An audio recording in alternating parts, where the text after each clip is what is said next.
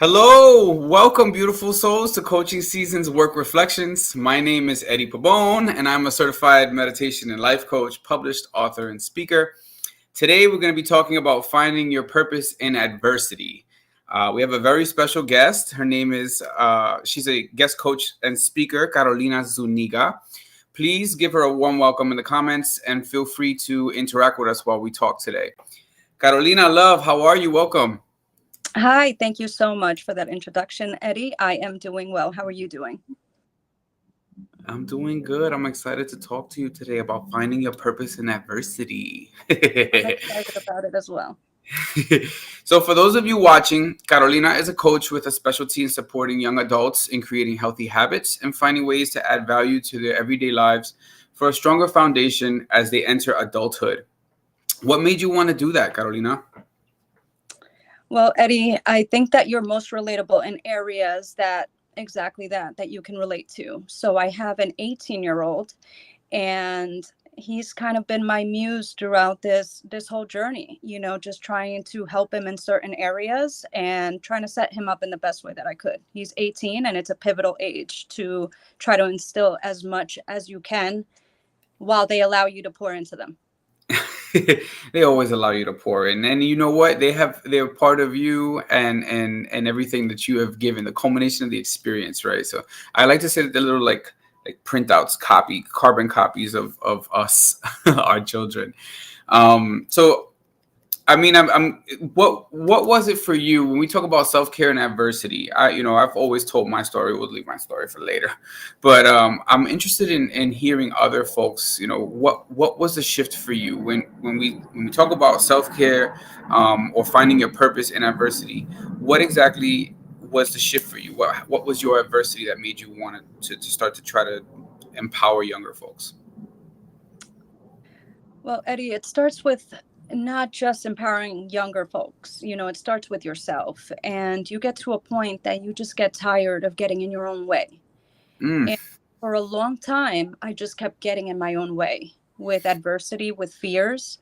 And you kind of just fall into this routine and you keep doing what you have to do. You support a family, and I had to take care of my son. And that was really my priority. But you just get to a point that you just get really sick and tired of your own excuses, and you know that there's something better. And I think as the world continues to change as well, it really kind of gave me that extra push that I needed to really step out, and I needed to also lead by example. Mm. And I think that that's what it was. My journey started a long time ago, but I just got really tired of getting in my own way, probably about 2 years ago.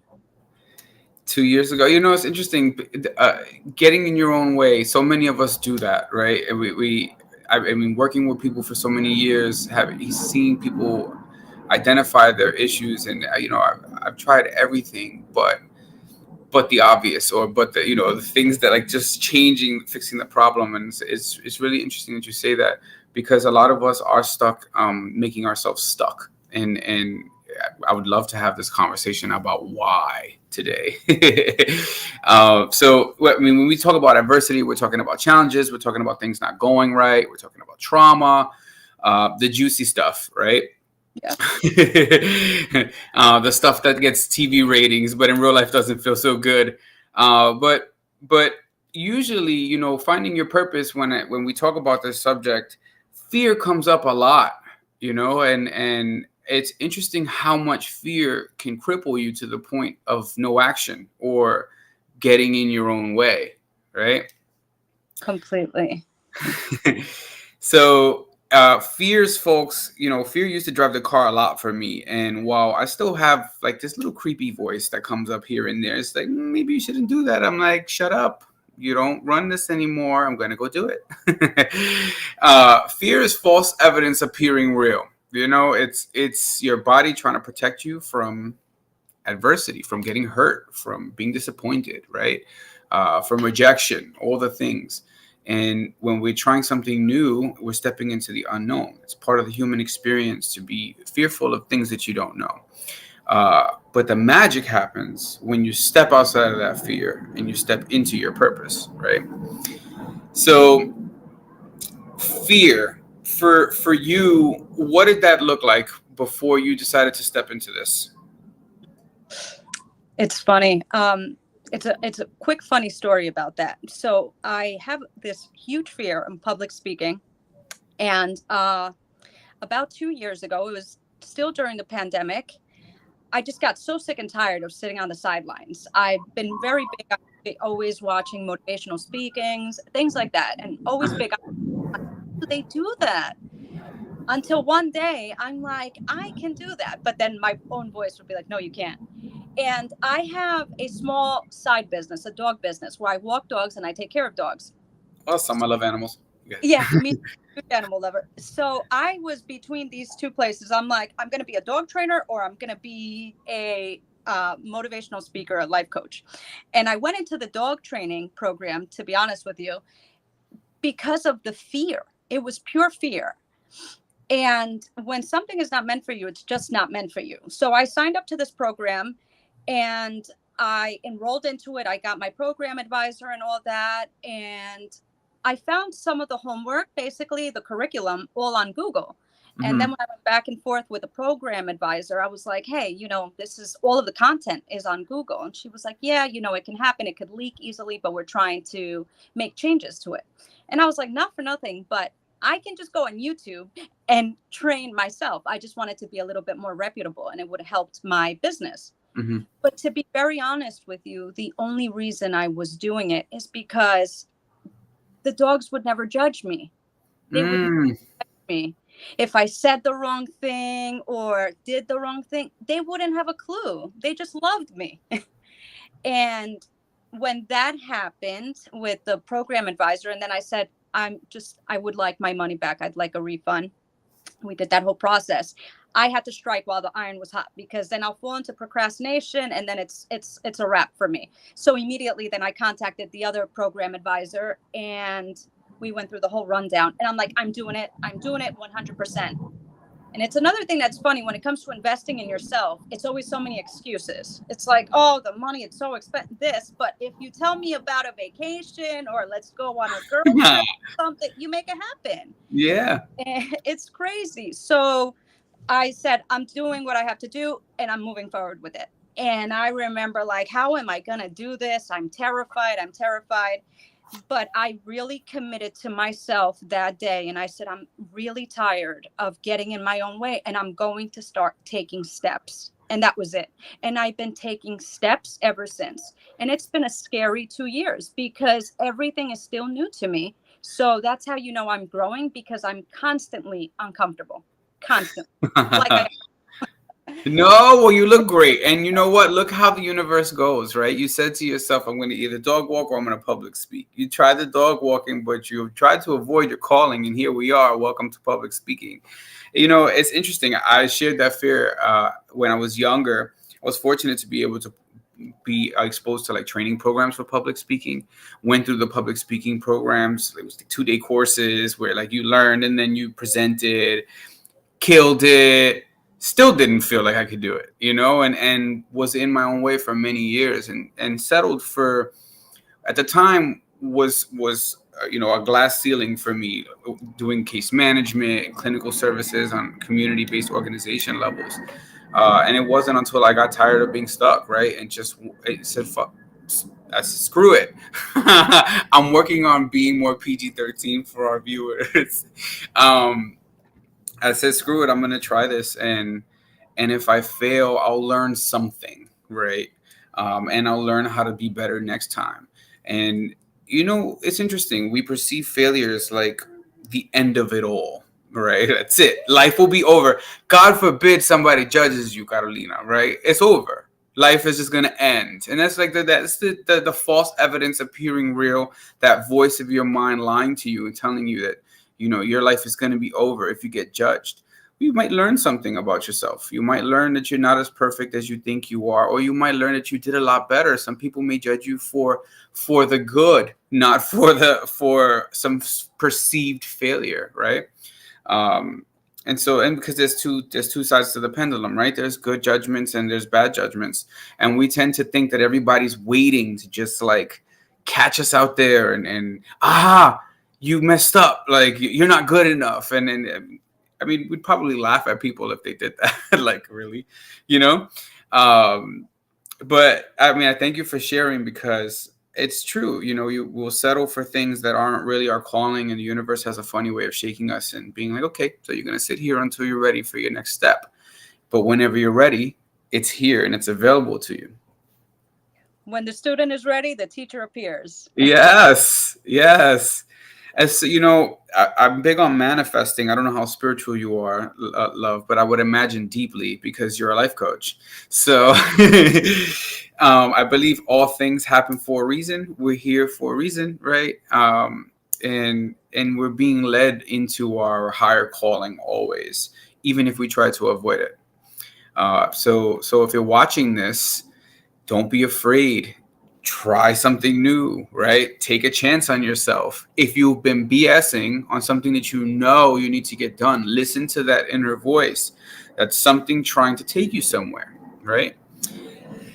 Carolina, if anybody, oh, folks, by the way, if you're watching, please feel free to interact. If you have any questions for Carolina, if you're a young person that's interested in perhaps working with a life coach that specializes in working with you, then say something, say hi to Carolina, join us, interact, ask questions. We're here for you. And I'm excited to see what comes from that. Absolutely. So I love to talk about this with people. We talked about freezing, right? There's when fear comes up, our trauma response system, our fight or flight system comes up. But there's this other response, it's like freezing, right? So you can either fight or get out of dodge or just pause and not do anything. Most of us fall in that category when it comes to self-improvement, taking the next step, taking the leap, if you will. What would you say to any young folks out there who are fearful about taking the next step for themselves? There's nothing other than taking action, Eddie. Like, there's nothing else. There's that real, you know, change doesn't happen on its own. It's intentional. Mm, Growth is intentional, and we can very much stay in the same place. God loves us how we are, but He didn't create us to stay the same way. So we have to grow, we have to change.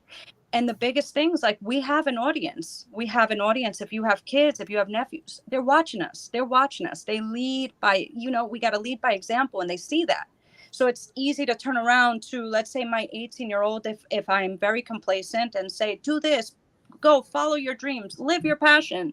And he's like, but you've been sitting in the same place doing the same exact thing. How can I have that, that same energy? So I feel it's a lot of doing. It's a lot of doing, and you just have to get out of your own head, because the mind it's a real deep rabbit hole.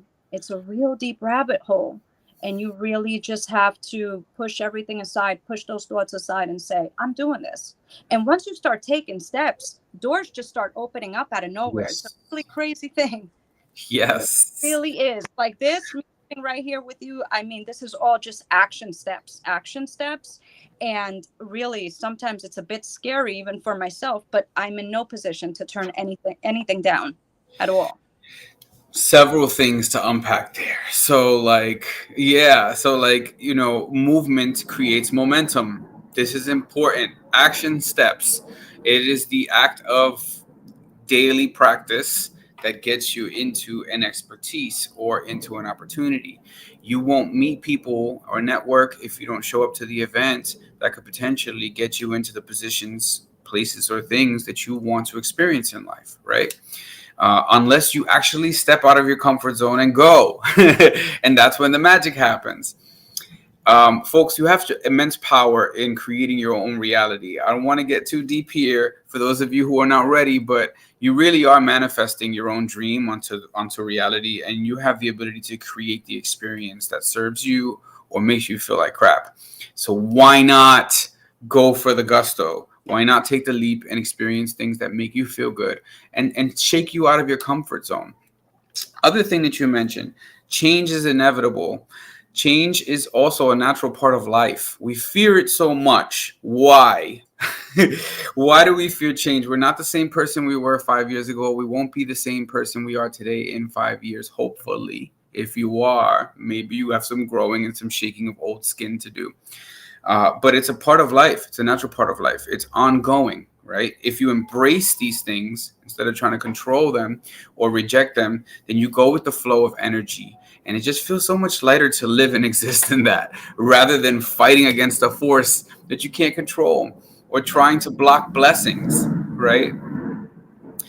I mean, I don't know about you, Carolina, but I blocked a lot of blessings in my fearful stage because I just was afraid. I was offered very early on. I have a cousin of mine. Wow, this is a flashback. I didn't even plan to speak about this, but cousin of mine is a frat dude. He's totally connected, and he's very big in business and super successful. He spoke to me years before I released my book, and he's like, you could make a lot of money speaking, and I can arrange it. I mean, I could get you a few $100 to do your first speak. And I remember just like, I can't. Like, I didn't say that, and I didn't show it, but inside, I just imagined me speaking and a bunch of people being like, "Why is this guy speaking?" Like, what the hell does he? Who the hell are you, right? So, for all intents and purpose of the reason why I'm sharing this and where we're trying to allude to, and I'd love to discuss with you today, Carolina, is a big one. I think this stops us from finding our purpose, so we have to address this. And it's a part of this whole fear thing we've been talking about is imposter syndrome. Oh man. Imposter syndrome is a big one. It's a Yeah. big one, folks. If you haven't heard of it, it's also known as imposter phenomenon or imposterism.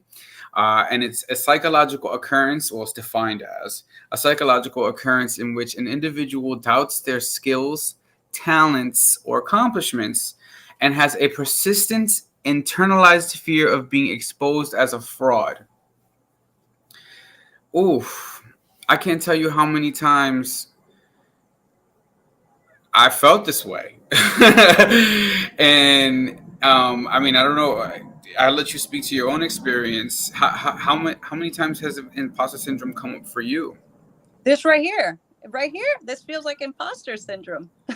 This feels like it as I'm creating like a profile and I'm writing motivational speaker and life coach, and I'm like, but I'm not. I just got certified. But now I have to walk the walk. I have to I already took my action steps and now I just have to move forward with it and I have to let the moving pieces fall into place. But you feel it all the time. All the time. Mm. Definitely. Yeah, I was really looking into this before our chat today, and it turns out some of the greatest intellects of all time suffered from imposter syndrome. So if you're out there and you're watching, pay attention because um, you're not alone. We have a question here, and so I'll get back to the greats in a second. Let's answer the question from Oakland. How do you manage fear and actually taking real precautions? Great question. Do you want to answer this, Carolina? I have a guy. How do I manage fear? Oakland, there's no easy way. You just have to face it. You have to face the fear. But precautions, I do a lot of self reflecting. I do a lot of self care. I do a lot of self care. It's really, I have a lot of conversations with myself. I have a lot of conversations with God. I have to really get myself in a good place. Anxiety could really throw you off completely. Mm. So before I even leave my house, I have to really just get in tune with myself. And I have a routine every single morning. And that helps me face my day, face anxiety, face anything that comes. So, any fear that you have, I can't ever tell you that it's going to get easier. I can just only tell you that if you face it, it no longer will be a fear because now it'll be something that's not so unknown. Then there'll be a new fear. And that's what you have to keep doing. Just keep facing it. If it's so scary, then that's just even more of a reason for you to have to find ways to really look at it in the eye. Yeah, I mean, there's no real other way to overcome fear than to actually face it. Now, to answer the question of like, how do you differentiate danger fear and like just fear of action and rejection. I mean, I'd say using obviously your basic common sense on, like, for example, I know that if I put my hand over a fire, it's going to burn, right? That is a legit fear to have, putting my hand over fire. However, I cannot predict, if false evidence appearing real, what will happen if I go out to a nightclub and be social, for example, right? That's how you sort of differentiate, or at least for me. And Carolina, you can feel free to chime in at any time. But real, actual physical danger, jumping off of a cliff without a parachute or any water for landing. I mean, yes, that's something to be fearful of, right?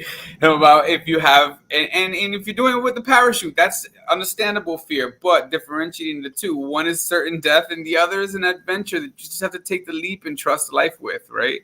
And you can never predict.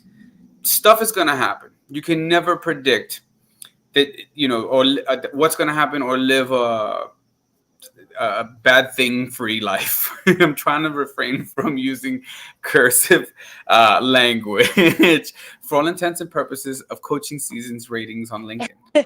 But yes, crap happens, and we have to make sure that you are not limiting yourself from experiencing life because of past experiences. No two experiences are ever going to be identical.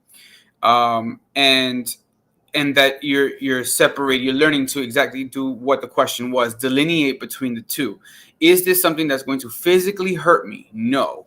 Is this something that I'm certainly going to wind up ill from? Or no. Then go out there, breathe the air.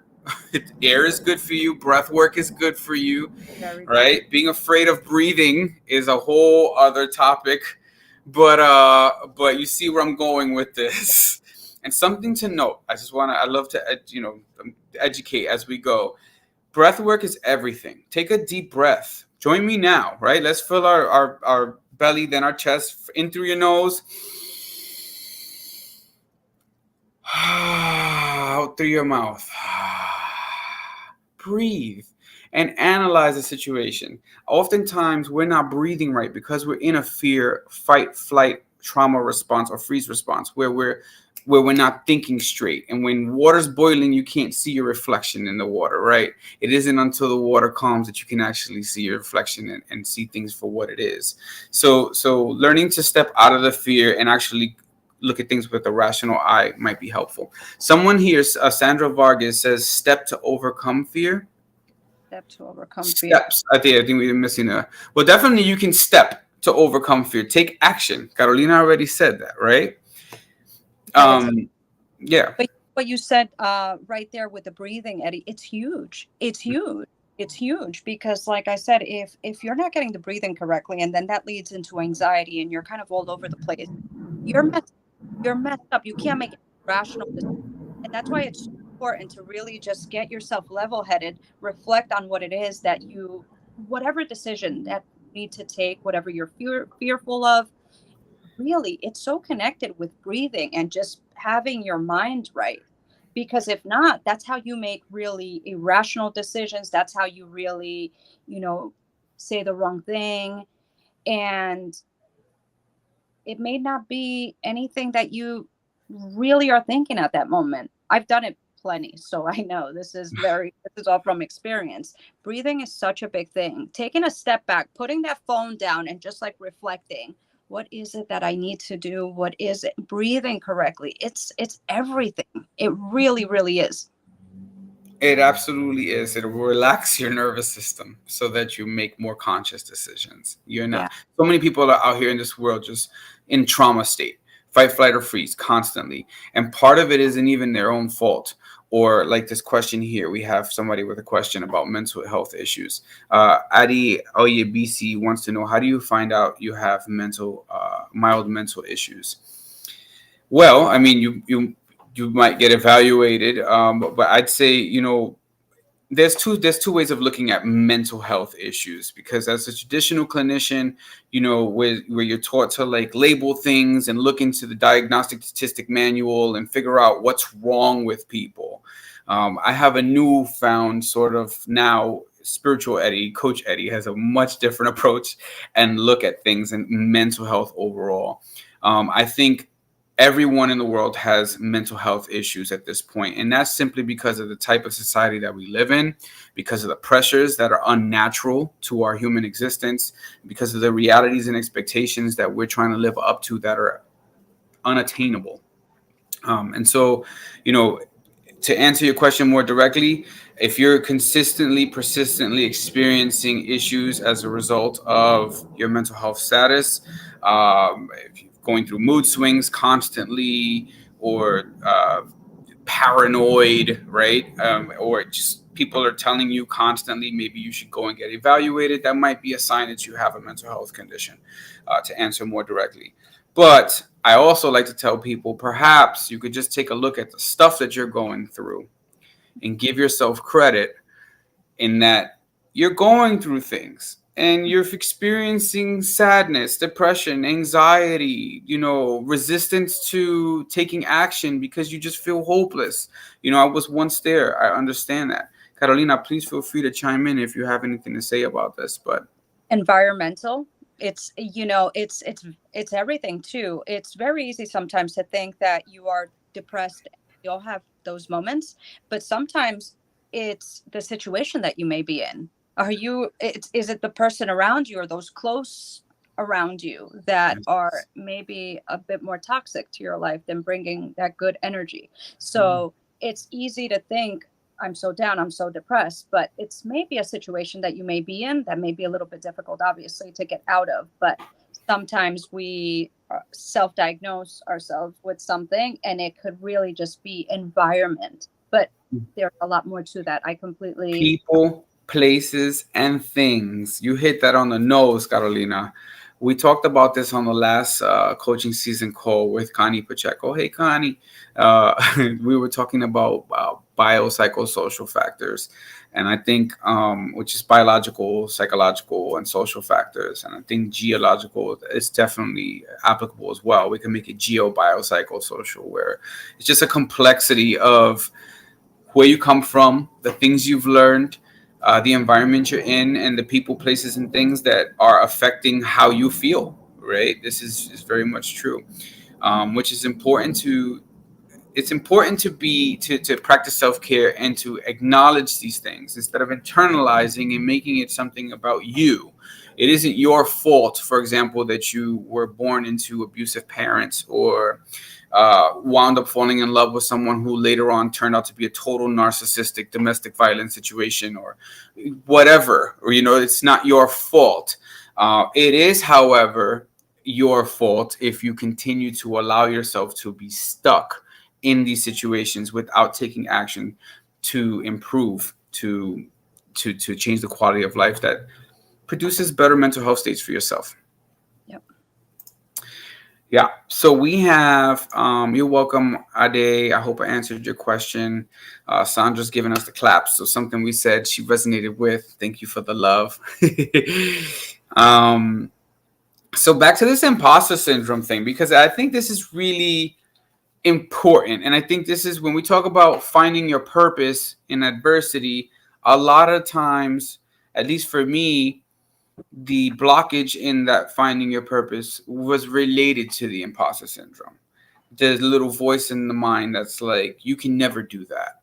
That's for a certain type of person, right? Yeah. You're too poor to be able to do. That's for rich people. What is that? Like the voices that come up, They tell you and then you wind up in a job. Have you ever worked a job, Carolina, where your boss was like, you just looked at them and you wondered, why am I not your boss? my boss is on here, so no. No. No, but I'm talking about in the past. In the uh, past. I know exactly what you're saying. I know exactly what you're saying, Eddie. Absolutely. Absolutely. I felt like that in many situations. And like I said, even something simple like today when I shared the this call on social media.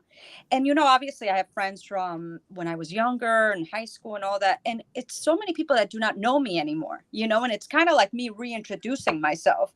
And I'm thinking through them like, who is she? She's not this person, but you no longer know who I am. I have turned into this person. I have continued to change throughout the years. And those were the voices in my head like, no, maybe you shouldn't. Maybe you're not ready. And they really can beat you if you allow them to, because if you sit in your head and you continue to let the voices win, you won't do anything. You Mm. really won't do anything. So yeah, it's happened. It's It's happened it, to me. it's very true. And you wind up, folks, if you're in a job that you hate, Yeah. chances are you have some form of imposter syndrome going on there. I mean, it took a while for me to find my purpose, and it wasn't easy. It wasn't like, oh, well, I sat down and I journaled, and I meditated, and I found it. Like, yeah, I mean, over the course of years. So it's not like a one-step process. And it's a different strokes for different folks, right? It looks different depending on who you are and where you're from. But the continuous act of showing up for yourself and challenging those voices, challenging that fear, is what's going to have you shed those old skins that are holding you back.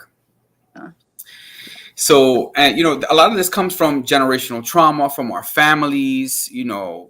Being told things like money's the root to all evil, right? And then so now this creates an identity conflict. I'm going deep here with y'all folks. Creates an identity conflict because now you almost have to be poor subconsciously in order for you to be a good person, right? And it isn't until you get older and you start studying trauma and you realize, holy crap, I have a whole bunch of money trauma. And I was taught that I'm going to be an evil person if I make too much money, or that I must be criminal, or that, because my dad was big time kingpin. And so like, there's my own little thing there. Right. And it's like, no, you're capable of doing these things. You don't have to be Caucasian. That was one that was for me. You're a Latino boy from the Bronx. Come on, bro. Like, what are you doing? Like, you're writing a book.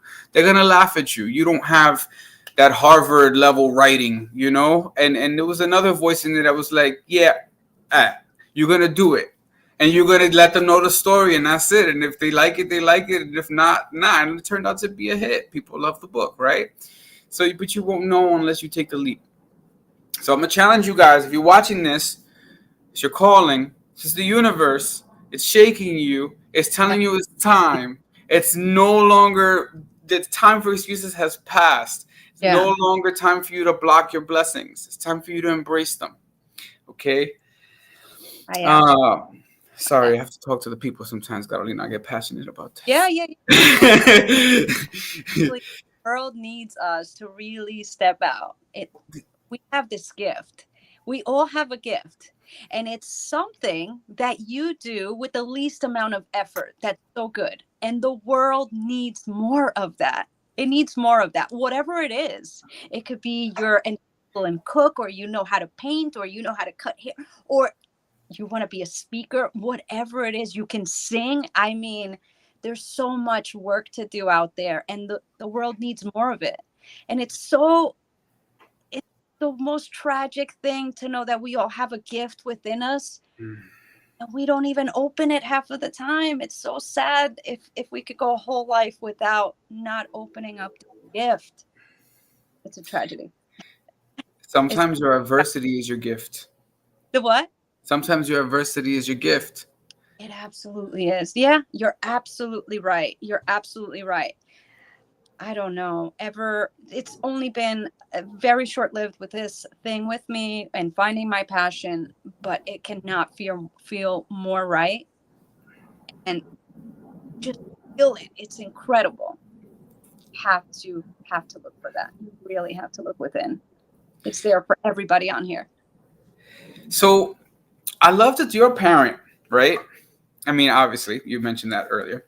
That I love talking with parents about in particularly around. I'm gonna guesstimate your age, and you don't have to confirm or deny, but I'm getting like late 30s only because you said you had an 18-year-old son, maybe early. Hey, I'm 38. It's all good. Okay, well, we the same age then, baby. I love to talk about generational traumas and specifically like intergenerational experiences. So like what you learned from your parents that served you until you realize it doesn't serve you, and then you don't, all kudos to your parents. They did the best. All of our parents did the best with what they had. But then you realize through your parenting, a lot of that was messed up. Like it wasn't right. So I'd love to hear about what some of those things were for you, some of those insights. Oh, first I want to say to Renuka, thank you so much. That's awesome. That's a great comment. Oh, Every everything you guys are saying, I feel like I'm eating a healthy snack, that kind of feeling. Oh, Renuka Lacra, thank you so much, love. that's freaking the healthy snack for me.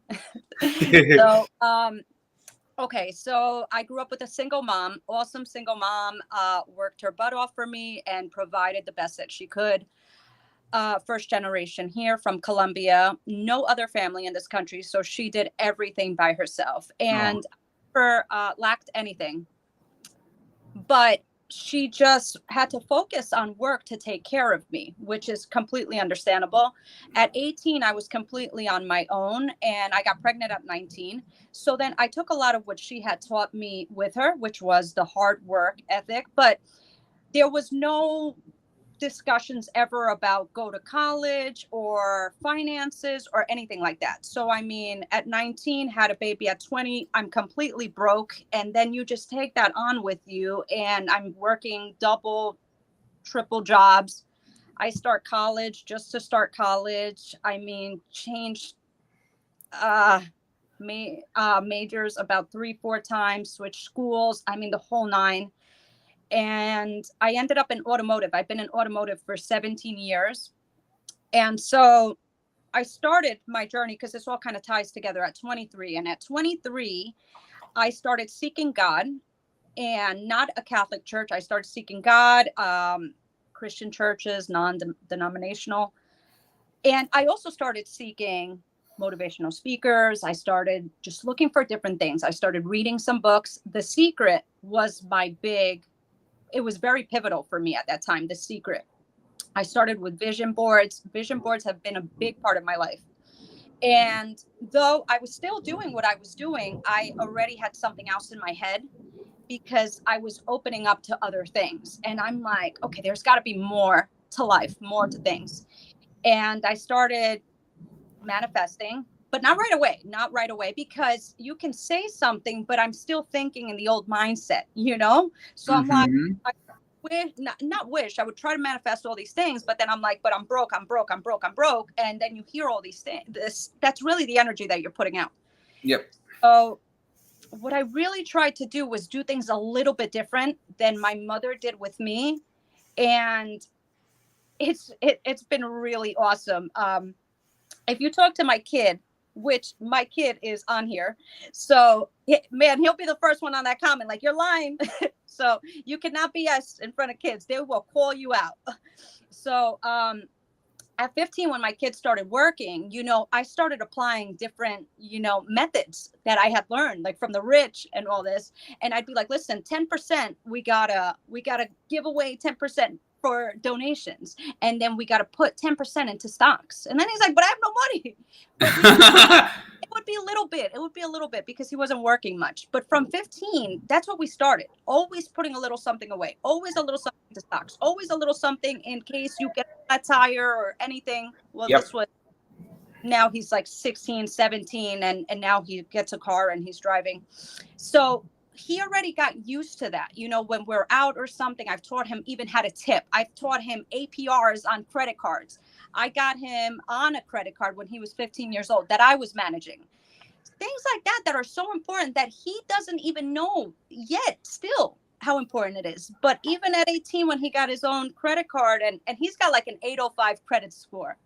Okay. And I didn't realize how, huge that is, but he knows that he's got to take care of it, that he can never make a late payment, that, just certain things that he'll continue to realize as he gets older. But I really tried to focus because financial trauma is another one. Financial trauma is real. It really is. And I've lost a lot of sleep, especially all in my 20s with all the mistakes that I made, and 30s trying to fix everything. And now I'm like, wow, this is such an important part that we just expect our kids to turn 18. Hey, go to college or do what it is that you want to do, and you figure it out. And there's so much that we have to really be there for them for. And this was a main focus for me with him. And it continues to be. It continues to be. I'm glad that you chose 15 to start doing that with him, because I hear some people talking about APRs and things with like their 9-year old, and that's cool. But and that's great because you're exposing them early, and that's when they should be learning these things, like some of these things at times, right? But it's important, folks, if you're a parent, to allow your kids to be a kid. I know that we live in a world where you have to go, go, go. But when you're asking your 7-year-old what they want to be when they go to college, like, you got to really think about the reality that, like, you're putting a bunch of pressure on a 7-year-old. They don't know. They're 7. But, we do this and we have this unrealistic expectation of how, our kids just need to go to school, hammer grades, pick a career, hammer that, make a bunch of money, and break generational curses that we didn't break. Exactly. Excuse me. That's exactly it. When my kid, when he was senior year had just started, he's like, I'm not going to college. And that, it hit me. And I was like, meanwhile, he got that for me because, like, kids are sponges. I mean, they take in everything that we do. And I'm not against education, please, by any means. I am not against education. I just was against the way that I did things because I didn't know. I went through all this and I switched career, I mean, majors so many times. And just to end up in all the school debt that then I didn't end up doing anything with. I have a diploma, but I'm in a complete different career. And now I'm like, what a scam that was. Like, for me, nobody gave me any financial literacy. I remember sitting with these financial the program advisors for the schools, and they would just sign here and sign here and sign here, and I had no guidance on it. And now I'm like, wow, it's so crazy. So when he was so undecided, I said, well, it's important that you do something because we can't have you not doing anything. I can't have you not doing anything. He's like, I want to go into real estate. No problem. I encourage anything. I encourage his passions. He loves doing music and music video and rapping. No problem. I always would tell him, even with your paycheck, save a little something because I like you to feed those passions too. They're important. They're your hobbies. And but when he opted out of college, that was from me. That was from me because I put that negativity out there, and I didn't mean to in that way, but he fed that, from me. He got that from me. And I would tell him, I don't want you to think that's a negative thing. I am all about learning and all about education. But I just want you to also be happy, be a good human being, like choose something that you like. He's like, I don't like anything. I don't want. Long story short, he ended up getting into the union, which I'm perfectly okay with because every doctor, every teacher, everybody, they need a plumber, they need a painter, they need the, electrician. So blue collar is still very, very important. And he's going to school within the union, but I know that he got that from me. So you got to be careful in the words that you say, and negative or positive, because I know that's what gave him a little bit of that pushback as well. Somebody mentioned that the book. Thank you both for this session. It's extremely helpful. Not feeling alone. That others face the same challenge. Awesome, Sandra. You're not alone, baby. But somebody, Melina Pope, said that The Secret is her favorite book. And mentioning what you just finished saying about like being impeccable with your word takes me to The Four Agreements. It's an amazing book you should check in on if you've never read it, folks. Yep. But this is important. I'm glad that you mentioned that.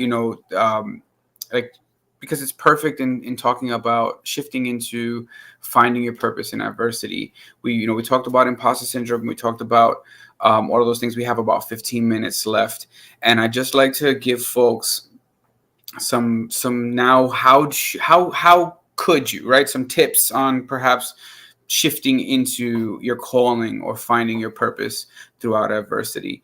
I know for me, the first thing is just taking a look at your morals, your values, what you're spending your money on. Are you investing or are you spending and consuming? right?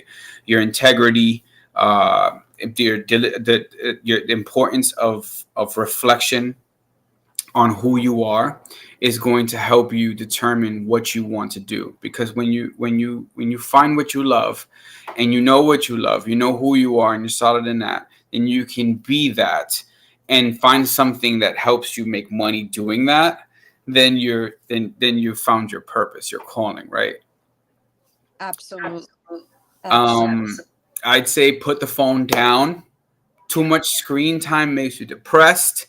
You're looking at everybody's timelines and their highlights and their reels. You got these fake millionaires that want you to buy crypto and a Ponzi scheme and their little things so that they can get you. I'm talking about Instagram specifically. Not all crypto is Ponzi schemes, by the way. I have a crypto project, but you have these folks that are fronting for the camera. They're doing all these videos where they're throwing their clothes on the floor and they're pristine and dressed so elegantly, and the idea is they've got money, they've got resources, they've got the things that you wish you had.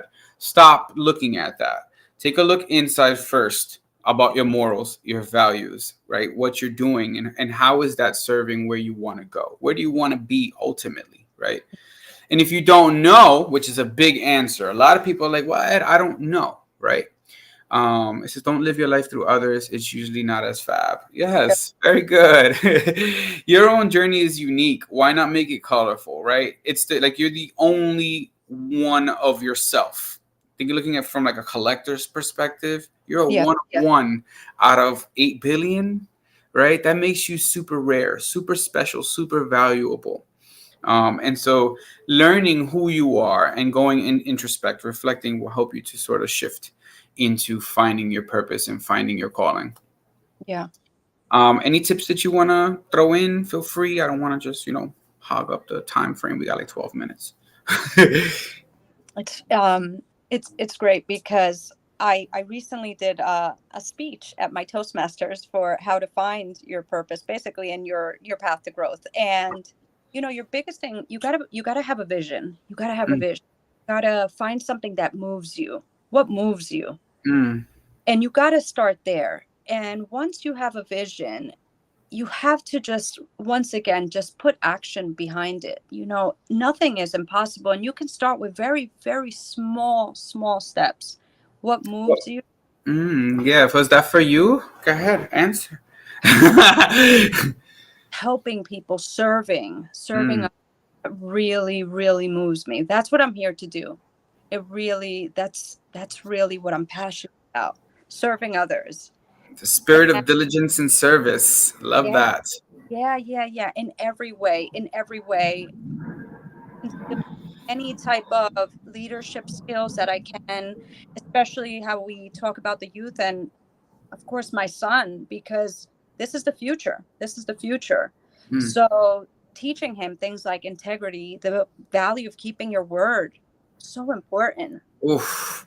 I'm big on this, man. If you're listening to this, I'm old school. I'm an '80s baby. So we come from an era where when you didn't have money, you had your word. When you have nothing else, you have your word. If your word is not something people can count on, and you have nothing, you Yeah, have nothing. yeah. I say very recently, I've never broken a promise to my son. That's why I won't say them that much, because I take it so serious. Mm, I take it very, very serious. I take that so serious. I just won't say anything, because I don't want to break it. And your word is all you have, really. It's all that you have. yep. Your word is your bond, they would say back in the It day. it, it really is It's so also your magic spell. Be mindful of your words. They're affecting you and everyone around you. They have energy signatures. Use them for high vibrations. Speak gratitude, speak appreciation, speak love. Yeah, yeah, absolutely. So that all goes into what we're saying. Have a vision. Be Mm, intentional with everything that you do. Be intentional. I stopped really filling up my calendar with so many things to do, and I became more intentional. The people that I surround myself with really move me, and I like their energy. They make me feel good. They're a mm. plus. They're a positive and not a minus in my life. And if there is anything negative, I really just try to work even harder just to at least keep myself in a good place.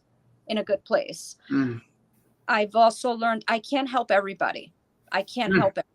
And that's one that I had a really hard time with because I love people with all my heart. And sometimes I just can't help them. It may be somebody else that can, but I can't reach everybody. But I'm not. Remember, yeah, you're absolutely right. I'm sorry, I got excited because I'm like, yeah, I know that feeling of feeling like, damn, I wish I could help them, but Yeah. people are responsible for helping themselves. You can only guide people. You can only be a support. Ultimately, the only real person that you can help is you first, right? And this is the key. You can help folks, but you can't pour from an empty cup. So you got to make sure your cup is full Yeah. first.